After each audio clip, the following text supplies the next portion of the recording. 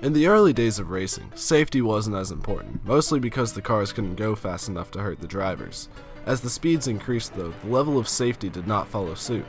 When they were designing the cars, the designers usually disregarded safety if it meant that the car would go faster. Also, at many tracks, the only safety barrier between the track and the spectators were hay bales. Obviously, this was not very safe. After a while, safety finally started to improve. Better barriers were installed, the cars were built of stronger, safer materials, and the drivers wore more safety gear.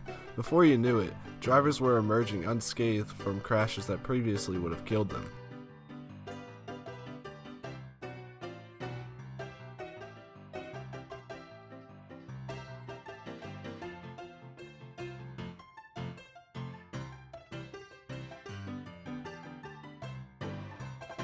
One big improvement in safety was the head and neck support, or HANS device. The HANS device is something that sits on the driver's shoulder and is attached to the helmet by tethers. It prevents the driver's head from moving too much in a crash. Here's an example of a crash test with and without a HANS device. In the first video, look at how little the driver's head moves. The HANS device keeps the driver's head still so he doesn't suffer a concussion. In the second video, look at how much the driver's head moves. His head is not restricted and moves a lot faster and more violently, and as a result he is more easily prone to severe head injuries. It's fair to say that without the HANS device, crashes like this wouldn't be survivable. Although safety has been greatly improved in recent years, there is still a lot of work to be done to protect drivers. The main source of injuries in racing today is head injuries.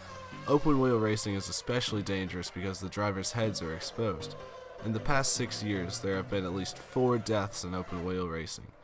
Henry Surtees, Dan Wheldon, Jules Bianchi, and Justin Wilson were all killed by severe head injuries sustained while racing.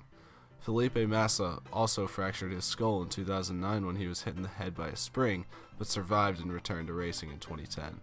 There are 2 ideas to make open wheel racing safer. The first one was designed by the Mercedes Formula One team.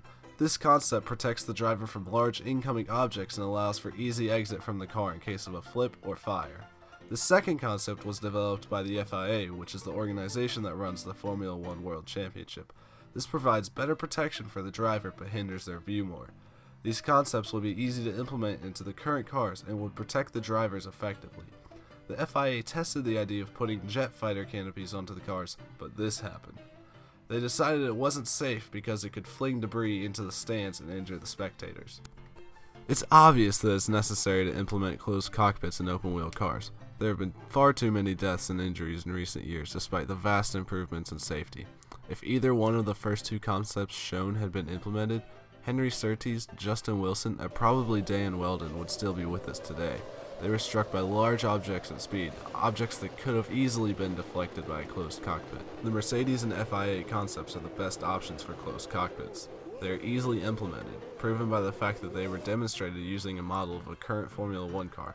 This means there wouldn't have to be a whole redesign of the car to be able to implement it, thus saving money. Closed cockpits are the future for open wheel racing. They could prevent the only major danger left in motorsports: head injuries. No one wants to turn on the TV and watch someone die in a high-speed accident. This is the most effective way of making sure that doesn't happen. Thanks for watching, and in all of the crashes shown, all of the drivers were all alright, so don't worry.